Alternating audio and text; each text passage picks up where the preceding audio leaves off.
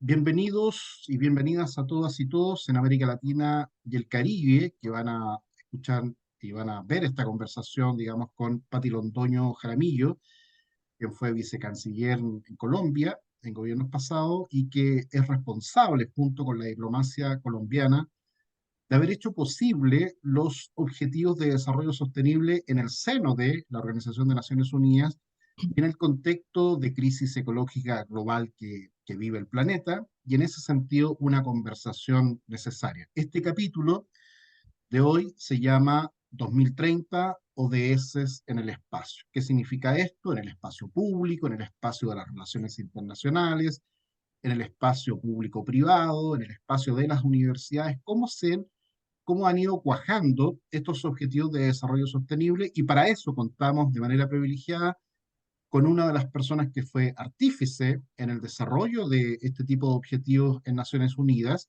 junto a Paula Caballero y a toda la diplomacia colombiana. Así que vamos a escuchar la historia de verdad de cómo ocurrió todo este proceso. Hay un libro que está publicado en inglés y que pronto va a estar publicado en español. Me tocará a mí hacer posible la publicación en portugués en este gran país que es Brasil.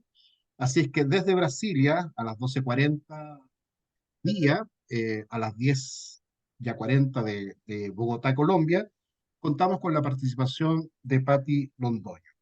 Así es que, Patti, bienvenida a la Cámara de los Comunes. Patti es representante de la Cámara de los Comunes por parte de Colombia.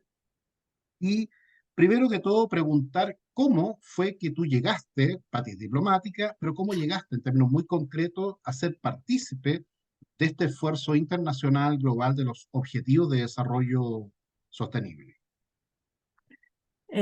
Gracias, Rolando, mil gracias y a toda la audiencia de este podcast y este gran proyecto. Agradecer por esta invitación y esta oportunidad de hablar de los objetivos de desarrollo sostenible. Eh, Pocos conocen la historia cuando ya es una plataforma mundial, pero el inicio, creemos con Paula Caballero que conocer el inicio es muy importante, no solamente para valorarlos, sino para también darse cuenta de su efecto transformador, que la comunidad internacional se dé cuenta de por qué son transformadores y por qué toca continuarlos. A veces es cierto que hay renuencias o reticencias o sencillamente es una falta de organización para hacer mejor la tarea, pero yo creo que eso también es parte de todo un proceso de comprender a qué nos estamos abocando. Sí, ¿cómo se da esta Cuando inició, dupla? Disculpa, Pati, ¿cómo se da esta dupla entre Paula y tú? ¿Cómo llegan a juntarse? en el 2010, el presidente Santos, recién electo, nos invitó. Yo estaba trabajando con María Ángela Holguín, la canciller durante el presidente por 8 años. Yo también trabajé como viceministra durante esos 8 años y conformamos un equipo con Paula Caballero, que era la directora de Asuntos Económicos, Políticos y Ambientales. El gobierno inició en agosto, Paula llegó en octubre a la Cancillería y en diciembre viene Río Más 20, tenemos que hacer algo para Río Más 20. Río Más 20 iba a ser en junio del 2012 y hablamos de diciembre del 2010. Paula, yo le dije, bueno, empecemos, me dijo, tengo esta idea. Le dije, listo, empecemos a redactarla, empecemos a presentar un papel. En enero revisamos el papel, dijimos, bueno, yo creo en esto, hay que arrancar, se lo mostramos, por supuesto, a la canciller y al presidente y dijeron, listo, estamos a 2 años y en eso es interesante ver cómo los países decían, no, estamos a 2 años, porque toca hacer algo? Y sobre todo, ya había una resolución de Naciones Unidas del 2009 que decía qué era lo que iba a pasar en Río Más 20. Yo creo que eso es bien interesante conocer porque nosotros empezamos a hacer un trabajo que estaba totalmente en ruptura con el orden establecido. Y hay que decir Y también, empezamos a Patti, creer, sí, disculpa, Patti, también hay que decir que desde el año 2000 veníamos con los objetivos del milenio, con esos objetivos que estaban trazados ahí, y por lo tanto esto del 2000 al 2015 como objetivo del milenio marca también un poco la pauta para que nuestras audiencias se vayan enterando en ese sentido sí. cómo se da esta gestación. Es interesante que me preguntes eso porque uno de los grandes inconvenientes que se tuvo para promover los ODS, los Objetivos de Desarrollo Sostenible, fue precisamente los ODMs, los Objetivos de Desarrollo del Milenio, en el cual Colombia además estaba comprometido, ya era un país ODM+. Y acá yo creo que es algo que lo primero que uno tiene que ver. Los ODMs estaban metidos, digamos, en la plataforma de desarrollo social y económico, con muy pocas ambiciones. Y la conferencia de Río +20 era sobre los temas de desarrollo sostenible, digamos, ambiental. Aquí, entonces fíjense que estaban por dos avenidas distintas, eran dos avenidas totalmente distintas en el sistema internacional.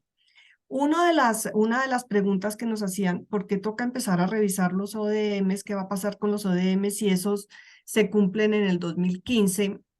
¿Y por qué tenemos que unir estas dos plataformas? Eso fue un trabajo arduo, difícil y duro de unir las dos plataformas. Y nuestro argumento era, no es acabar con los ODMs, es transformarlos, volverlos más ambiciosos y universales y unir esas grandes plataformas hacia un gran desarrollo sostenible y una concepción integral de sostenibilidad.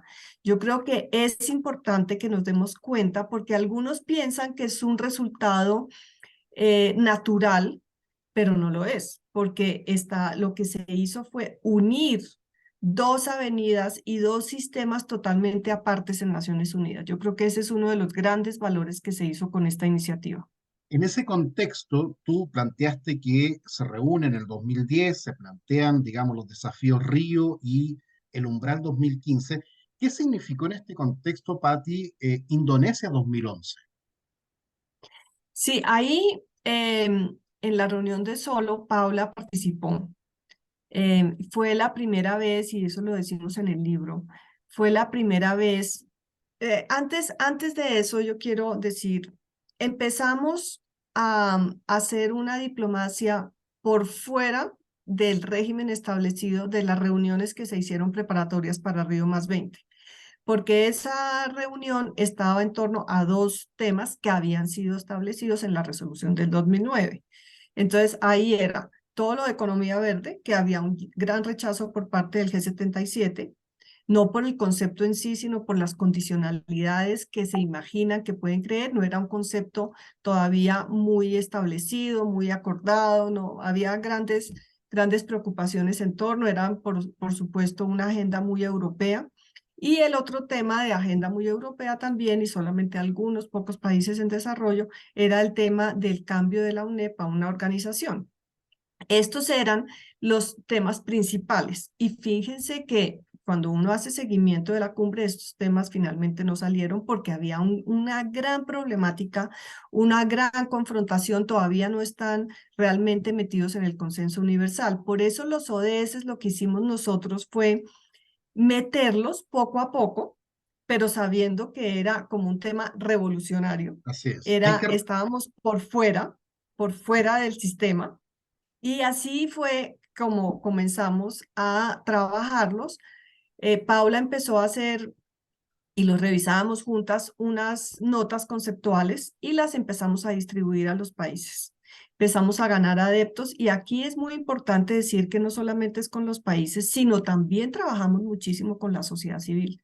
Yo creo que la sociedad civil diferente, universidades, académicos, expertos, fundaciones, think tanks, centros de pensamiento, empezaron a ver la idea y su magnitud y algunos países, algunos diplomáticos en algunos países empezaron a ver y fuimos generando esa visibilidad, pero empezó a ser una visibilidad, digamos, muy al margen del sistema central, digamos, de la burocracia central. y hay que Paula y recordar yo, también, perdón, y hay que recordar también, sí, Pati, disculpa, que en su minuto habían algunos que querían ODS para países ricos y ODS para países claro, no desarrollados. claro, que cuando ya los ODS empezaron, muchos decían, si tenemos los ODMs, vamos al ODM+, que era un poco la posición del PNUD pensando en el 2015 dentro de la avenida de los ODS, de los ODMs. Nosotros lo que decíamos es, no, no se necesitan los ODS más los ODMs, porque los vamos a tratar de unir en una sola agenda, y mucho menos se necesitan para los países desarrollados y en desarrollo, que esa era una posición a veces conciliadora, si se puede decir, porque no podemos llegar a los ODS como un concepto universal. Nosotros desde el principio, y Paula en eso yo le digo que ella era una Rottweiler, desde el principio decíamos, es un concepto universal donde todos debemos cumplir y una agenda ambiciosa donde mantengamos y tratemos a fondo los problemas de desarrollo social, económico y ambiental.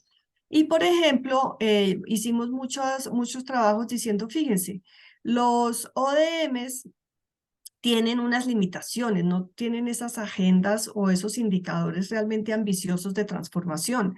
Y lo que empezamos a hacer con muchos países y organizaciones es ver cómo podían quedar consolidados en nuestra propuesta de los ODS, pero mucho más ambiciosos, mucho más integrales, porque un tema no solamente es universalidad, ambición, pero integralidad. Y yo creo que ahora en el tema de implementación es donde nos tenemos que preocupar mucho más por integralidad. Y fíjense que esos 17 objetivos de desarrollo sostenible lo que hacen es crear puentes importantes con otras agendas de desarrollo para ser realmente transformadores y llegar al terreno. Todo eso, ahorita uno lo dice así, pero fue realmente una lucha grande, porque fíjense que significa transformar sistemas. Y a veces estamos en nuestra zona de confort burocrático, ya tenemos esto así, la cooperación la hacemos así, ya nuestro plan de acción está así, porque tenemos que cambiar, porque tenemos que renovar, y sobre todo los países que en los ODMs no tenían ninguna obligación de cumplimiento, solamente financiación, decían por qué tenemos que empezar a medirnos. Y aquí fue muy importante la comunidad científica que participó en la elaboración, porque lo que nosotras queríamos era que fuera un sistema medible, concreto, como decimos en el libro también, una gramática universal que Sí. nos una a todos. ¿Cuál es el mérito que ustedes mismos plantean en el libro de la diplomacia informal? ¿Por qué la diplomacia informal? Háblanos de eso. Sí, Paula y yo, durante 25 años vinculadas con la diplomacia y el sistema internacional, Naciones Unidas, fuimos negociadoras de muchos temas durante mucho tiempo. Entonces yo creo que eso también nos ayudó a patinar, digamos, estos vericuetos y estos laberintos de las negociaciones internacionales.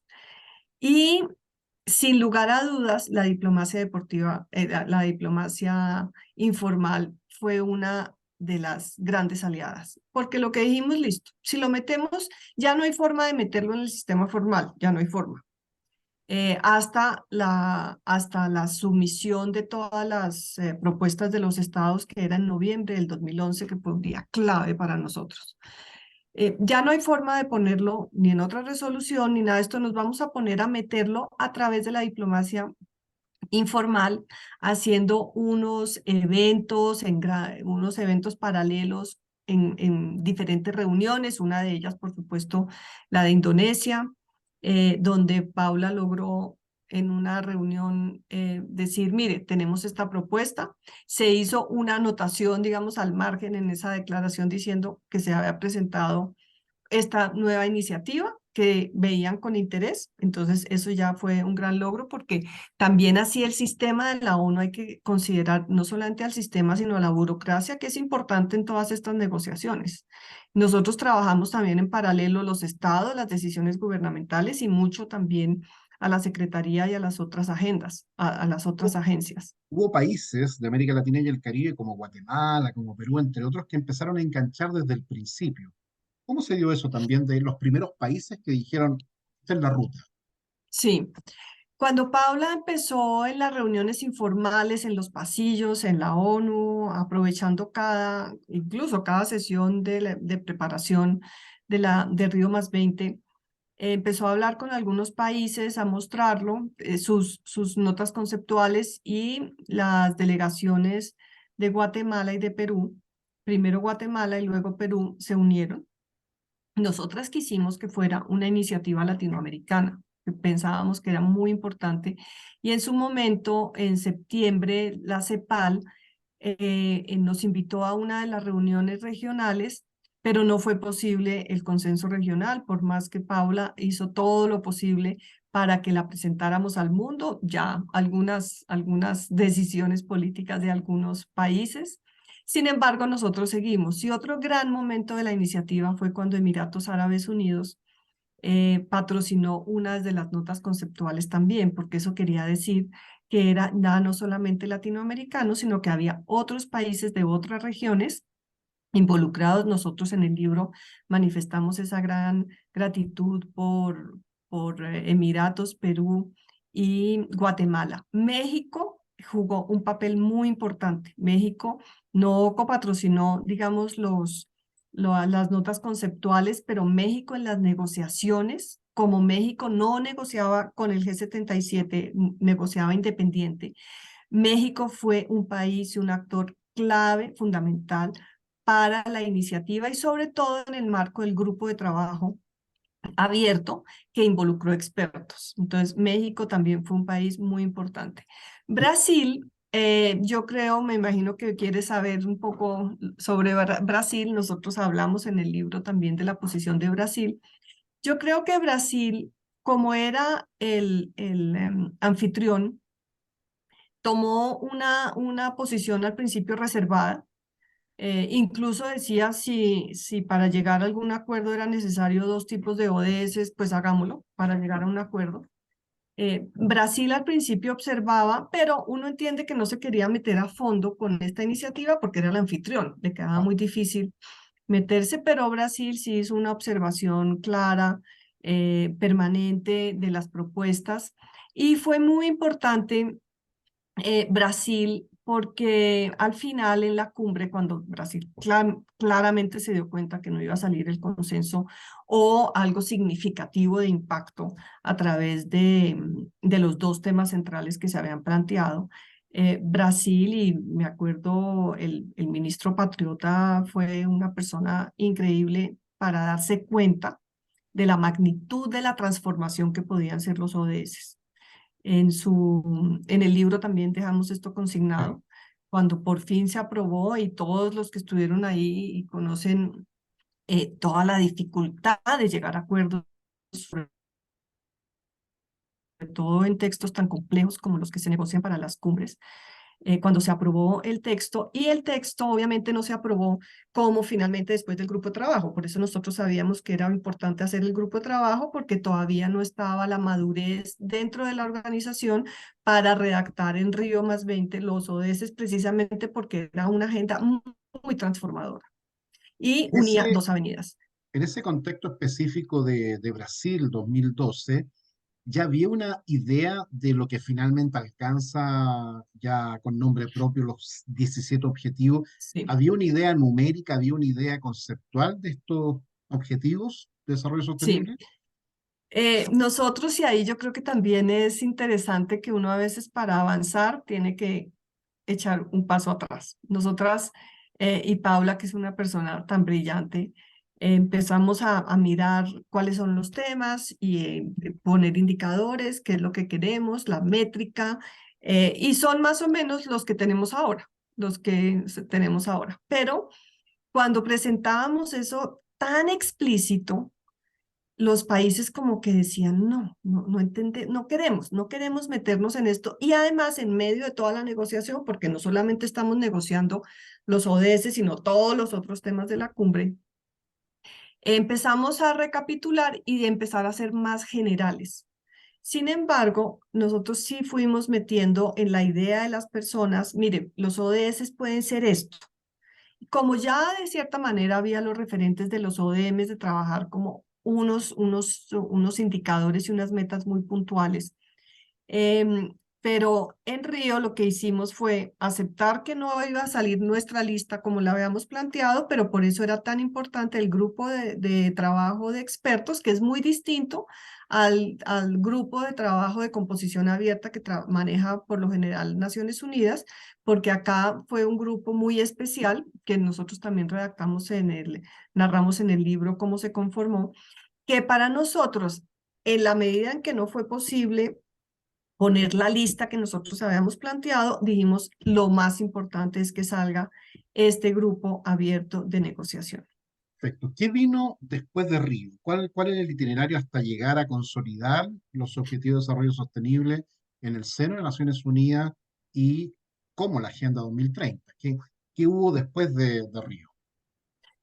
Bueno, yo creo que antes es importante entender, y cuando, espera, se me olvidó mencionar, bueno, ahorita lo menciono en esto en los países del Caribe. En 1 de noviembre, ahí dentro del marco formal de la cumbre, el 1 de noviembre del 2011 los países tenían el plazo para entregar sus posiciones nacionales. Nosotros durante todo el año 2011 lo que hicimos fue trabajar para que los países y organizaciones presentaran los ODS dentro de sus posiciones nacionales. Esto fue lo que hizo posible, como muchos países, y aquí un reconocimiento especial a los países del Caribe, que fueron grandes aliados en este posicionamiento y que también nos ayudaron mucho con el grupo africano para posicionar los ODS. Esta realidad de los ODS en el documento de sumisión de países, que fue la base para que la organización hiciera el primer borrador. Si los ODS no hubieran quedado consignados en estas posiciones nacionales que se entregaron a Naciones Unidas para preparar el documento, lo que se llama el borrador cero, no habría ODS. Por eso nosotros trabajamos mucho y agradecemos infinitamente a todos los países que presentaron sus perspectivas frente a los ODS. Entonces, ¿cómo funciona eso? Ven qué iniciativas tienen realmente apoyo y dentro de los ODS, pues los ODS fueron uno de los primeros que recibieron el apoyo por parte de los países y por eso están en el documento cero. Entonces yo creo que la diplomacia informal en ese momento ya pasó a ser la diplomacia formal.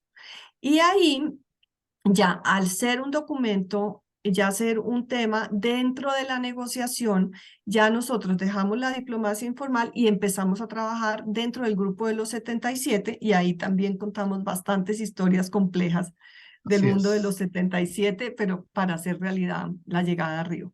Esto es muy interesante porque en teoría y práctica de la negociación, podríamos decir que esa diplomacia informal fue la prenegociación para hacer posible un objetivo mayor y que la negociación, ya cuando entra al proceso de institucionalización, que también vas a explicar ahora, Sí. logra un efecto práctico concreto por la adhesión de los países, por aquella ubicación geográfica de los países que comienzan a adherir a dicho proceso, que después se suman los grandes, Estados Unidos y otros países que van entendiendo que los objetivos del milenio tienen que transformar la realidad hacia cuestiones más concretas, porque hay que decir también que estos procesos de negociación y de diplomacia informal y formal tienen un telón de fondo, que es la crisis ecológica global. Es decir, esto no se da simplemente por un gusto intelectual o por una situación, digamos, de posicionar determinados temas. O sea, el telón de fondo de todo esto es la crisis ecológica global.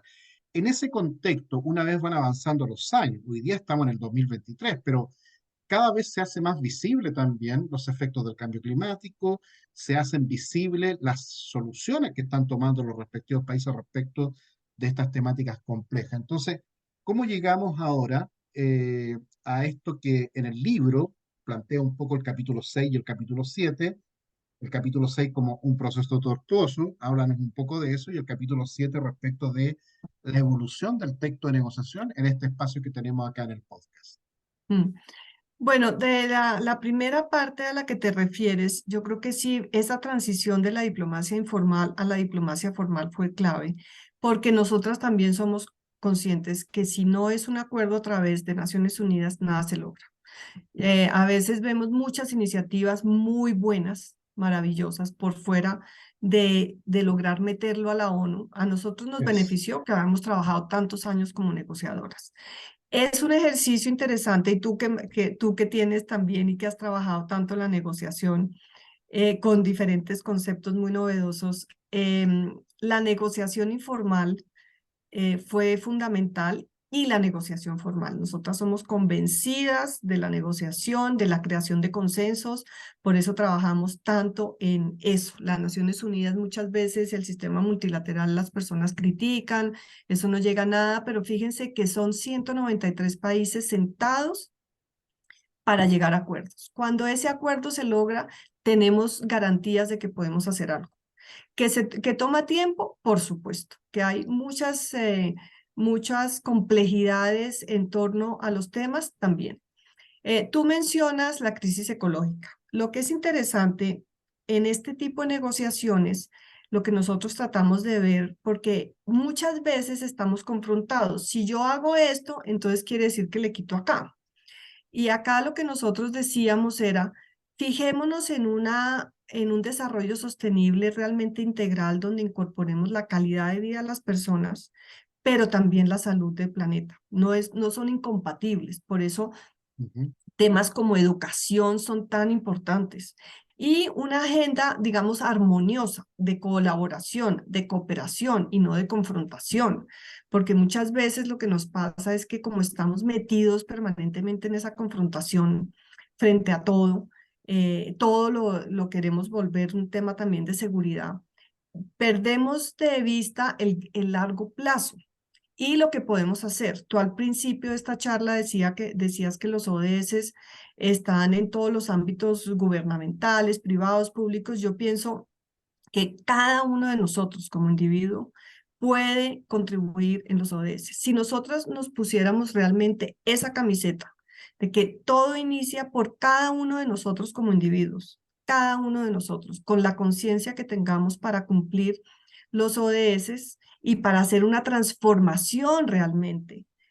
Porque es que miremos nuestro comportamiento. A veces uno ve que personas Es, hablan de ecología y de conservación, pero no saben reciclar, tienen una huella de carbono gigante, dejan las luces prendidas permanentemente. Entonces, fíjense que si cada uno de nosotros empezara lo que tú llamas de esa crisis global a nivel ecológico, podríamos tener algo. Por ejemplo, ser conscientes de lo que consumimos, si, cómo vamos a tratar de que las grandes pesqueras no depreden todo el ecosistema, cómo vamos a permitir que los ecosistemas se renueven, que los alimentos en el mar naturales, ese así es. equilibrio sobreviva y exista. O sea que eso tenemos que y ahorita, después te comento sobre la relación de lo que hables con cambio climático, pero veo que quieres preguntarme algo. No, básicamente es muy importante esto para nuestras audiencias porque una persona puede ver muy lejano o de asuntos gubernamentales o internacionales el tema de los ODS, pero como tú bien dices, esto es responsabilidad y autorresponsabilidad, porque cada persona puede ejercer diplomacia ciudadana en el contexto en el cual los efectos de la crisis ecológica afectan su modus vivendi. Y por lo tanto, cómo esa diplomacia informal que se da entre diplomáticos en el seno de la institucionalidad de las relaciones internacionales también tiene que ver con nosotros mismos. O sea, aquí el tema de la autorresponsabilidad, como te decía, es fundamental, porque tiene sentido de herencia. O sea, Ujú. pensar una negociación con sentido de herencia, que es lo que tiene que ver con esto que tú mencionaste respecto a lo que yo trabajo en negociación 4D, es decir, tomar en consideración el espacio-tiempo de nuestras negociaciones y de las decisiones que estamos afirmando desde el punto de vista de su sensibilidad, sostenibilidad, flexibilidad para poder lograr acuerdos que puedan después medirse efectivamente. Entonces, simplemente hago el paréntesis porque esto no es solamente rol de diplomáticos o de gobernantes, sino que nos pertenece a todos Nos, per- esa mm. condición, ¿cierto? Nos pertenece a todos y yo creo que el gran cambio que nosotros proponemos es que lo hagamos sin confrontación, sin más peleas. Estamos tan acostumbrados a pelear en vez de negociar. Entonces, las iniciativas que más generación como de agresividad generen, entonces son las que tienen los medios de comunicación en primera línea. Yo creo que sí es un cambio de mentalidad de todos, de colaborar, de cooperar, de ver qué podemos hacer juntos. no de culpas, usted es el responsable de esto, en cambio yo no. Y yo creo que ese tipo de acción de cada uno de nosotros y de comunidades y sociedades, porque tanto las localidades como los gobiernos regionales, como los gobiernos nacionales, tenemos que hacer algo tenemos responsabilidades frente a los indicadores. Y sobre todo Entonces, cuando uno repasa, disculpa Pati, sobre todo cuando uno repasa la lista de los 17 objetivos que tienen que ver con educación, con salud, con vivienda, con trabajo, o sea, cosas que saneamiento. nos tienen que ver con nosotros mismos, con Sí, nuestras familias. exacto, yo creo que eso que dices es bien importante que todos seamos conscientes que hacen parte de la vida cotidiana. No son unos objetivos por ahí abstractos que no tienen nada que ver con nuestra calidad de vida o con nuestros objetivos, nuestros sueños. Están metidos y anclados en lo que es la esencia del ser humano y esa esencia del ser humano en armonía con el planeta y con la naturaleza, con los diferentes ecosistemas. Yo al principio te mencionaba que los ODS son puentes, no solamente entre ellos, porque obviamente, por ejemplo, el tema de mujer no se puede trabajar si uno no piensa en los otros ODS como erradicación de la pobreza, salud, educación, saneamiento, y también son un comienzo, que es algo en lo que Paula y yo estamos hablando ahora, que más que el 2030 estamos hablando del 2050. Los ODS, y en el libro también decimos los ODS y toda esta agenda de sostenibilidad es para el 2050, 2100, eso no le pongamos plazo, porque ahí tenemos el gran reto de integrar otras dos grandes agendas que tú mencionabas al principio, el cambio climático, por ejemplo, pero también la agenda de biodiversidad, de contaminación, y pueden ser otras grandes agendas globales. Unámoslas, porque no podemos hacer algo en sostenibilidad sin estar pensando en cambio climático, por ejemplo, y los efectos que eso trae. Entonces, ahora es una invitación a mirar el tema mucho más integral, y los ODS que tenemos en cambio climático, biodiversidad y contaminación, unámoslos también a esas grandes agendas globales que van por avenidas distintas nuevamente en el sistema internacional. Si esto fuera el cerebro humano, el cerebro del hombre tiene más neuronas que el de las mujeres, pero el cerebro de las mujeres tiene mayor nivel de interconexión, o sea, las tienen la sinapsis que se llama, ¿no? Por lo tanto, Mm. la feminización de la cultura, no solamente en el campo de las relaciones internacionales, y por eso estamos hablando de Patti, de Paula, de muchas personas que han hecho un tremendo esfuerzo para que justamente se logren no solamente las paces en los territorios, sino que efectivamente podamos vivir la sostenibilidad en carne y hueso. En ese sentido, esta sinapsis de la cual tú hablas, cómo se vinculan con las otras agendas, es que eh, que nos podamos, digamos, comportar como seres inteligentes, es decir, que somos capaces de vincular una cosa con otra. ¿Cómo se preparó la salchicha y cómo se cocinó esa salchicha ahora? Que es un poco lo que tú y Paula describen en el capítulo 6 y 7 del libro. Sí, bueno, ahí planteas unos temas súper interesantes. Uno, yo creo, la unión con las otras agendas. Yo creo que la tendencia a fragmentar al individuo y a fragmentar permanentemente las problemáticas ha hecho que llegar a soluciones integrales sea muy difícil, porque hemos fragmentado a tal punto la comprensión del ser humano por temas burocráticos, porque es más fácil a una agenda solamente trabajar el tema de niñez, el otro solamente trabajar tal cosa. Entonces yo creo que ese ejercicio de fragmentación es infortunado y yo creo que sí se debe modificar. Nosotros a través de los ODS lo que decimos es dejemos de fragmentar para poder tener una visión integral, para poder ver todo el contenido. Veo que vas a comentar algo. No, simplemente que es la razón y el desafío del siglo XXI, mayor coordinación, porque el siglo XX nos habla de ese otro mundo más compartimentado, más de Exacto, departamentos, donde no había una exacto. comunicación eficiente. Sí, solo eso. Sí, entonces yo creo que eso, si logramos empezar de alguna manera a transformarlo y a buscar los puntos comunicantes y a integrarlo, es lo importante. Los capítulos que tú dices, precisamente del 6 y el 7, donde estamos describiendo puro la negociación de cómo metimos el tema de los ODS en el documento de Río, buscan precisamente eso, que seamos conscientes de las dificultades que hay de cambio de mentalidad. que es difícil pensar en cosas distintas, integrales, globales, grandes, porque estamos metidos en unos textos y decimos, esto es lo que nosotros hemos hecho siempre y esto es lo que vamos a seguir. Entonces, este libro, por ejemplo, lo hemos pensado para todo tipo de audiencia. Hay gente que le gusta o que quiere aprender a negociar.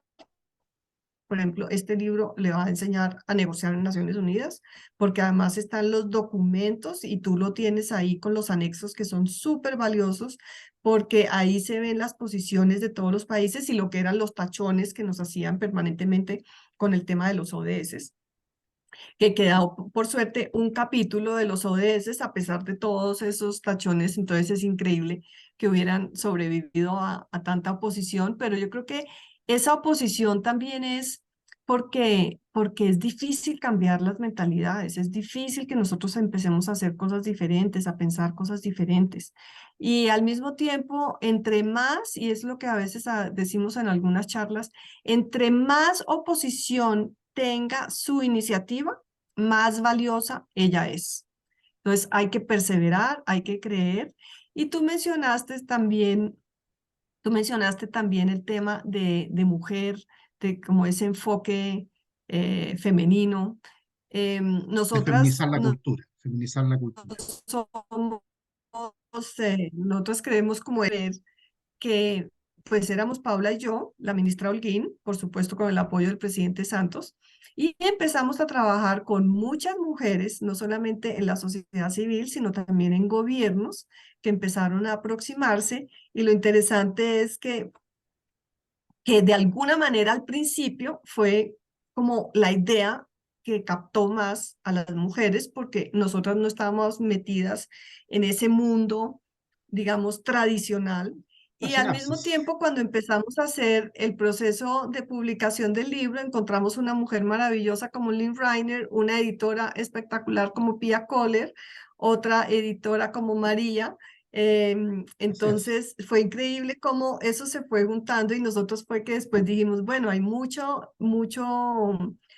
visión de mujer y yo creo que por eso hay una gran generosidad en cuanto a los objetivos, en cuanto a lo que queremos, una generosidad es con la humanidad, con nosotros mismos, con el planeta y no unas posiciones cerradas de que yo gano acá, sino que todos ganamos. Yo creo que en eso puede haber como una transformación y por supuesto tuvimos grandes hombres negociadores. Bueno, el equipo de Paula también tenía mucha mujer. Unas jóvenes espectaculares, pues no tan jóvenes, pero unas profesionales espectaculares. Y por supuesto fue un tema que también muchos hombres y diplomáticos y expertos nos apoyaron y sabes qué, yo creo que una lección grande en negociación, porque también esto te sirve a tus cursos, es que uno no debe nunca considerar Micho, no hay enemigo chiquito. Yo creo que Paola y yo cuando empezamos a promover la idea nos veían como dos personas del mundo en desarrollo, Colombia, y nos preguntaban mucho por qué Colombia, por qué Colombia, por qué Colombia, decíamos por qué no Colombia, porque no podemos creer. Somos un país con tantos problemas que por eso también tenemos las soluciones, porque no hemos Sobreentrenados. colapsado. Latinoamérica está Y, sobreentrenada. y países europeos, pues que las iniciativas de ellos eran las que iban a quedar sí o sí porque estaban acostumbrados a eso, pues nunca nos tomaron en cuenta, nunca creyeron que esta iniciativa podía prosperar porque venía no solamente en diplomacia informal por fuera de la ONU, sino que era por parte como de un país que ellos no consideraban líder en la política internacional y por dos mujeres que llegamos ahí a promoverlo. Yo creo que eso finalmente nos sirvió, el que no hubieran considerado que nosotros podíamos realmente romper con una agenda preestablecida en el Así 2009, que fue es. lo que se hizo, que se rompió, se transformó y se hizo algo totalmente diferente. Perfecto. El tiempo que nos queda, porque uno puede hablar horas, días, meses sobre lo que fue este proceso efectivamente de cómo se preparó la salchicha y se cocinó. En términos muy prácticos, ya a puertas de este proceso que se institucionaliza, ¿cuáles tú crees, Patti, y tal vez con ejemplos concretos que se dieron ahí? Porque con esto también quiero decir otra cosa. Una persona que se forma en diplomacia, en teoría de la negociación, teoría del conflicto, tiene un instrumental, pero siempre la realidad desborda ese instrumental y al mismo tiempo, así como le tocó a Así, Howard Raifa como negociador estadounidense ante la OTAN, a la creaón de IASA también como un foro científico global que surgió de una iniciativa de la Unión Soviética con Estados Unidos, en la práctica Howard Raifa era un teórico de la toma de decisiones, pero se dio cuenta que tenía mucho que aprender del campo propiamente tal de la negociación, aún más de lo que ya había escrito en sus libros.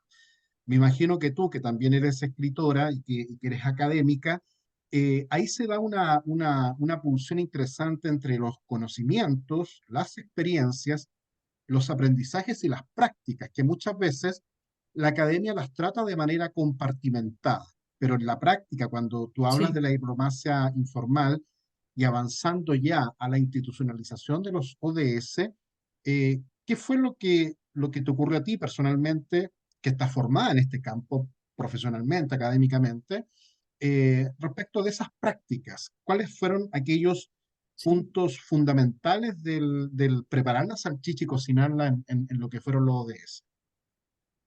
Sí, es bien interesante eso. Yo creo que es importante conocer sobre negociación, no solamente lo teórico, sino la práctica de negociación, que yo creo que Paula y yo que hemos estado tantos años, y la canciller Holguín también, porque ella pues es una negociadora innata, em, es importante. Pero más importante aún es poner ese conocimiento en práctica cuando uno está trabajando con el caos, digamos, organizacional que surge en estas negociaciones con 193 países. Una primera, em, una primera conciencia que nosotros teníamos todo el tiempo, y por eso hicimos varias notas conceptuales, es escuchar. Uno a veces tiene muy buenas ideas y la idea de los ODS es muy buena, pero fíjense que no inicialmente los países la entendían, los países la querían. Los actores decían, ¿será que sí? ¿Será que sí se puede implementar? ¿Será que sí nos metemos en esto? Entonces, uno tiene muy buenas ideas y lo importante es poco a poco transformarlas en el tema comunicativo que les llegue a los países. Y eso se hace a través de escuchar, escuchar, escuchar, escuchar. Yo si le digo a gente que negocia, lo más importante es escuchar y tener la habilidad para ser flexible y decir, bueno, mi idea es esta, mi objetivo es este, que es lo que hicimos con Paula todo el tiempo. Nuestro objetivo nunca lo perdimos de vista, nunca. Que vamos a posicionar los ODS porque es una agenda transformadora, universal, ambiciosa e integral. Nunca lo perdimos de vista. Lo que transformamos muchas veces fue el método, cómo nos acercábamos, cómo llegábamos a los países, cómo llegábamos a las organizaciones. A veces también algunos se convirtieron en aliados para presentarlo a los países. Muchas organizaciones europeas nos ayudaron muchísimo con los estados, con la toma de decisión para posicionarlo. Entonces, fíjense que uno tiene que adaptarse a las circunstancias, y no ir como un rinoceronte de frente, sino que a veces uno tiene que serpentear un poco y decir, bueno, debemos echar acá para atrás. Por eso nosotros, frente a la lista que queríamos, obviamente en junio del 2012, dijimos no, pero lo importante es que cree el grupo de trabajo abierto, que fue el que redactó finalmente. Después del 2012, lo que se hizo fue del 2012 al 2015, se redactaron en un grupo de trabajo que se creó, eso sí, en el 2012, la concepción del grupo de trabajo, y lo contamos también en el libro, que era muy importante. Esos 3 años se hicieron la negociación de los ODS, donde salieron los 17, y hubo otros insumos. El secretario general hizo un panel donde participó, por ejemplo, la canciller, y también era un panel bien interesante porque ahí también yo creo que de la influencia nuestra, se hizo un panel con sociedad civil, con diferentes actores, para redactar un informe, y ese informe, por ejemplo, sacó unos lineamientos de 12 ODS, plantearon ahí, y después el grupo de trabajo, pues como todos sabemos, acabó los 17 ODS, donde todos tenemos obligación, todos tenemos que reportar, donde todos tenemos que aprender a hacer las cosas mejor. Sí, es muy interesante para quienes nos escuchan y nos ven abordar un proceso de negociación frente a una complejidad no significa abordarlo desde el simplismo o la Es- simplificación de aquello que finalmente con esa lógica derivan populismos y que lo estamos Sí, viendo en las políticas nacionales de muchos países del planeta. Por lo tanto, a la complejidad hay que entrarle con herramientas que sí, permitan justamente hacerse cargo de esas complejidades. Tú diste una clave sí, específica. Una que tiene que ver con el cómo, las metodologías, sí, porque muchas veces nos quedamos en el qué y del qué no sí, avanzamos, porque ahí surgen las posiciones, los intereses, como uno sabe en teoría de la negociación, pero al mismo tiempo el cómo, el para qué y el por qué son fundamentales en el compartir una idea que nos lleve a un campo energético de innovación colaborativa, porque finalmente los sí, ODS son una innovación colaborativa que sí. surge a propósito de lo que está explicando Patti en este caso. En ese contexto, tengo una pregunta bien concreta que me surge en torno a los ODS. Se plantean las dimensiones económicas, sociales y ambientales, ¿cierto? Cuando uno hace la lectura de los 17 Objetivos de Desarrollo Sostenible, entendiendo el 17 como la integración, la complementariedad, la sinapsis misma, eh, ¿qué pasa con la dimensión política y con la dimensión cultural? ¿A qué voy con esto? Que tú efectivamente, y así está la propuesta, abordas las dimensiones económicas, sociales y ambientales, pero para que ocurran en el campo de las decisiones tiene que haber una política institucional en el ejercicio de esa dimensión específica de lo político y por otra parte, todo el rato, y es parte de la conversación que hemos tenido, tiene que ver con que tiene que haber un cambio cultural. Entonces, a eso me refiero con la dimensión cultural. Tú puedes avanzar en lo económico y para eso hay métricas, hay indicadores, etcétera. Tú puedes avanzar también en el plano social y reconocer cada uno de los 17 objetivos, qué tanto tiene de económico, social y ambiental, cómo se interrelacionan. Pero estas dimensiones yo entiendo que obviamente están incorporadas, no desatiendo, digamos eso, pero la especificidad de la dimensión política y la especificidad de la dimensión cultural, ya habiendo pasado estos años después del 2015, si tú en particular o tú, Paula, tienen una lectura respecto de eso, de lo explícitamente que se refiere a la dimensión política y a la dimensión cultural del cambio cultural. Sí, ahí yo creo que nosotros lo vemos de la siguiente manera.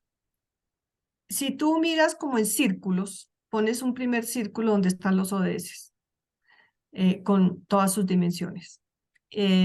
Y sobre todo interrelaciones, que eso es lo que yo quiero dejar a las personas que oyen, sobre todo piensen en interrelaciones.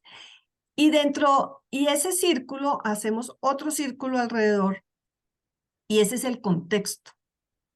En el contexto en el cual se desarrollan es lo cultural, lo político, básicamente eso. Entonces, los ODS también son un llamado a transformar y como tú mencionabas la complejidad, lo que logramos hacer a través de algo tan concreto es manejar esa complejidad, pero como complejidad. Por eso para nosotras es muy importante la interrelación y la integralidad en la aplicación de la agenda de sostenibilidad. No nos conformemos solamente con trabajar el número 1, el número 2, el número 3 y cada cual solito en su casita, sino que hagámoslo juntos.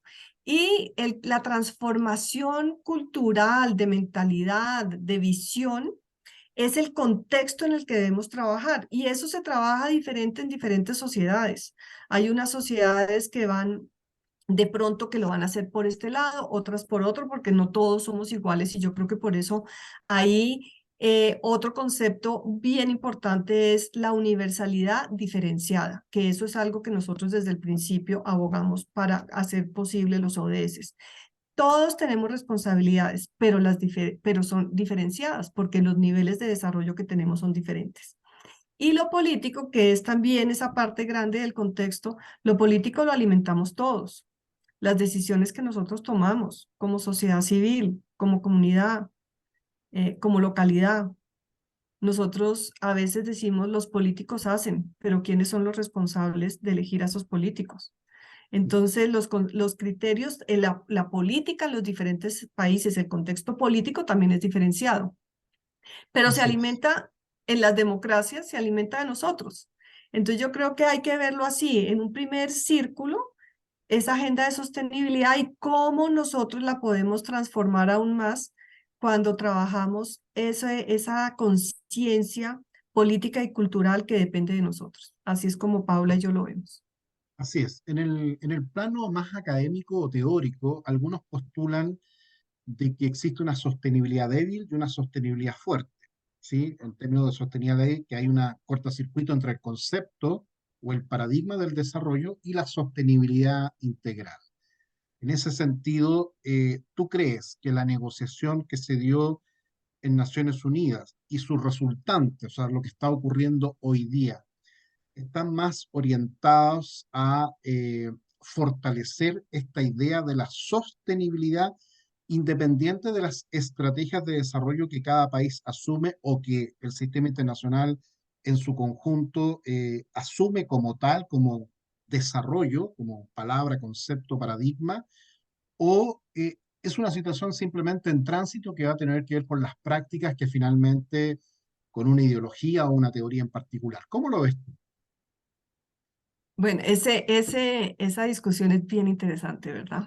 Y yo ahí lo que diría, porque con Paula muchas veces nos enfrentamos como a ese tipo de enfoques más teóricos, de debates y eso. Sí, Y yo lo que le digo a todos es, vámonos a lo concreto. Tú en algún momento mencionaste el cómo y nosotros todo el tiempo estábamos pensando en el cómo. ¿Qué? Esto es lo que queremos. ¿Cómo lo vamos a lograr? Es esto. ¿Y por qué? Por supuesto. Pero el cómo. Y yo creo que ahora, independientemente si uno califica la sostenibilidad débil, fuerte, si vamos para acá, es cómo vamos a hacer esa transformación en el terreno. Es cómo lo vamos a hacer independientemente de la concepción que tengamos de sostenibilidad, si le corresponde además a estos actores, si es fragmentada, si no es fragmentada, que ojalá pues obviamente sea integral. Y esta es una herramienta, los ODS son una herramienta que nos ayudan no solamente a manejar esa complejidad, sino también a superar todos estos debates, porque lo que tenemos que encontrar es el resultado.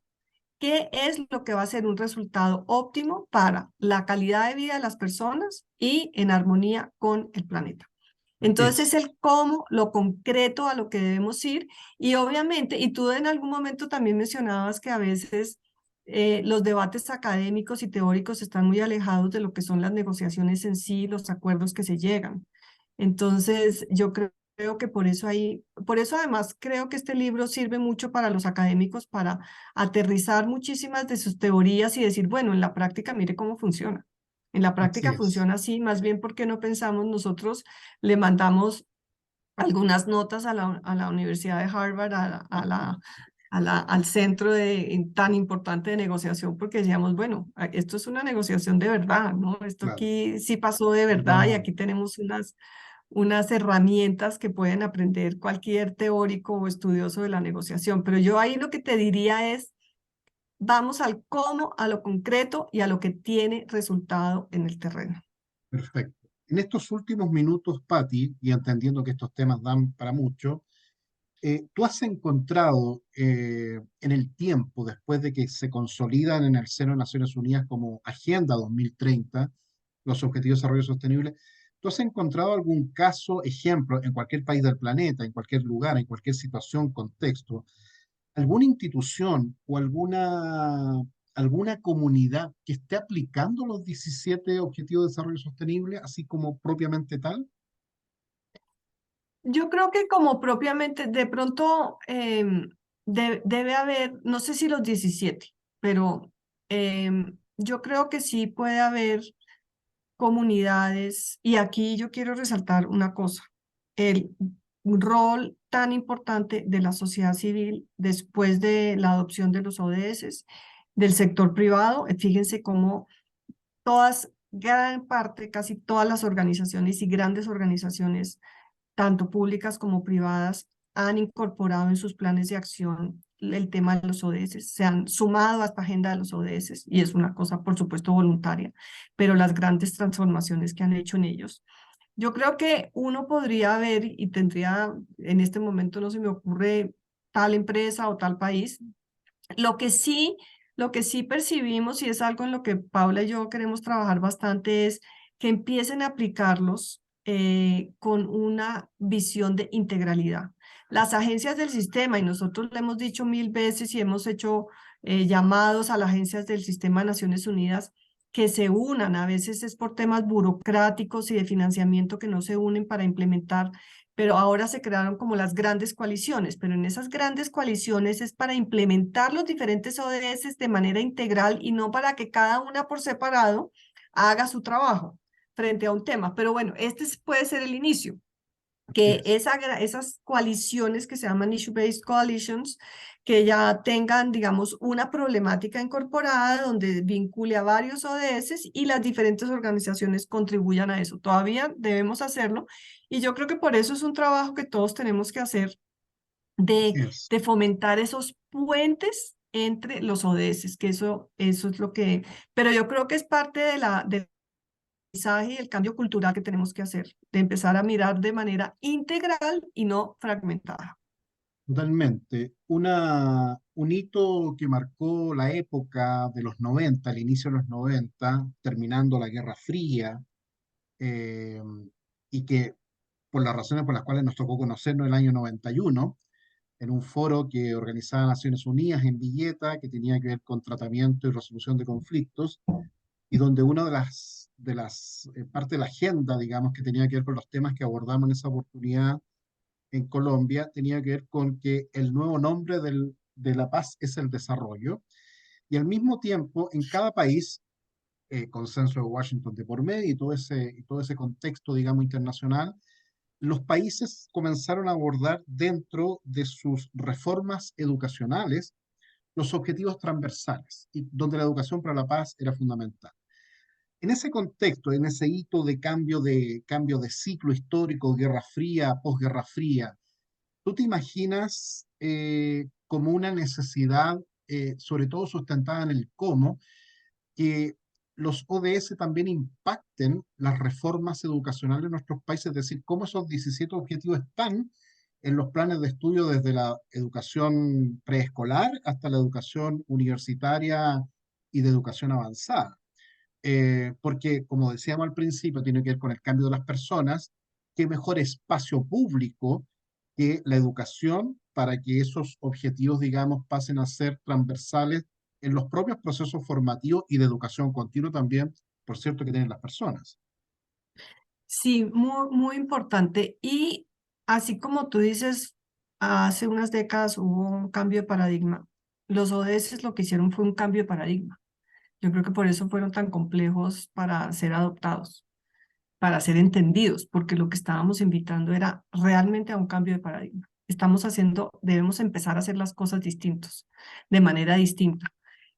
Acá el gran reto, y yo creo que ahí el tema de educación es fundamental, es que no podemos pretender hacer cambios fundamentales haciendo exactamente lo mismo que hemos hecho siempre. Tenemos que también modificar la manera como hacemos las cosas, cómo enfrentamos las cosas, cómo las vemos, cómo las concebimos, cómo las entendemos, cómo las vamos a responder a ellas. No es haciendo como unos pequeños ajustes acá y allá a lo que siempre hemos hecho por nuestra zona de confort, que va a haber resultados distintos. Entonces, a menos que hagamos una implementación totalmente novedosa, diferente, creativa, integrada, pues no vamos a hacer esos cambios. Por eso, el tema de la educación es fundamental, lo que tú dices desde la primera edad, darle ese sentido de que hacemos parte de algo más grande. Nosotros como individuos hacemos parte de algo más grande. Así como tenemos derechos, por supuesto, tenemos responsabilidades. Yo creo que ahí, si uno logra a través de la educación decir, sí, nosotros como seres humanos tenemos derechos, derechos fundamentales, reconocidos por todas las grandes convenciones de derechos humanos. Y al mismo tiempo tenemos responsabilidades, no solamente con nuestra comunidad, sino también con nuestro planeta. Si queremos seguir viviendo en armonía con el planeta, debemos respetarlo. Entonces, es un concepto, fíjate, de responsabilidad. Yo creo que eso a través de la educación tenemos que fomentarlo. Es derechos y responsabilidades, que eso es parte a veces de los argumentos que nosotros decíamos con Paula y que eran tan difíciles de transmitir en algunas comunidades porque decían, no, el ser humano solamente tiene derechos. Y decíamos, ¿y dónde está? Su propia supervivencia exige responsabilidades. Totalmente. Entonces, ese, por ejemplo, es una discusión súper interesante, pero esa es una discusión fundamental si queremos hacer una transformación. Perfecto. Haciendo lo mismo que hemos hecho, no vamos a lograr esa transformación. Y ahí tenemos que concebir que como tenemos derechos, tenemos responsabilidades. Perfecto. 2030 ODS en el espacio compartido, en el espacio propio de cada hogar. Hemos tenido la oportunidad de compartir con Patti su odisea y en términos, digamos, de ese proceso de negociación ecosistémica global que ocurrió ahí en Naciones Unidas y que al mismo tiempo fue planteado con osadía, odisea y osadía al mismo tiempo, Ujú, y que es una cuestión que tiene que ver con la responsabilidad, pero para todas y todos nosotros, de la autorresponsabilidad, que es fundamental, porque sí, somos responsables, pero ¿qué me toca a mí personalmente, como Rolando, como Patti, como Juan, María, etcétera, en cualquier país del planeta? Unas últimas palabras, Patti, para ir cerrando, de lo que te haya quedado ahí en la pauta o de lo que quieras decir y compartir con la Cámara de los Comunes. Bueno, primero, gracias por este espacio y sobre todo por llevar estos temas a comunidades para que seamos conscientes.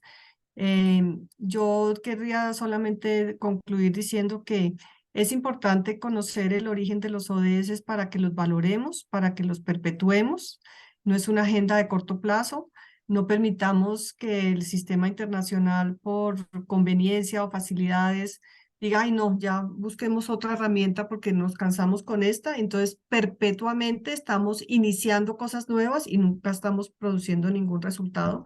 Y yo creo que cada uno de nosotros se apropie de la agenda de los ODS va a hacer que realmente logremos una transformación. Nosotros decimos 2030, 2050, 2100 con una agenda obviamente integrada.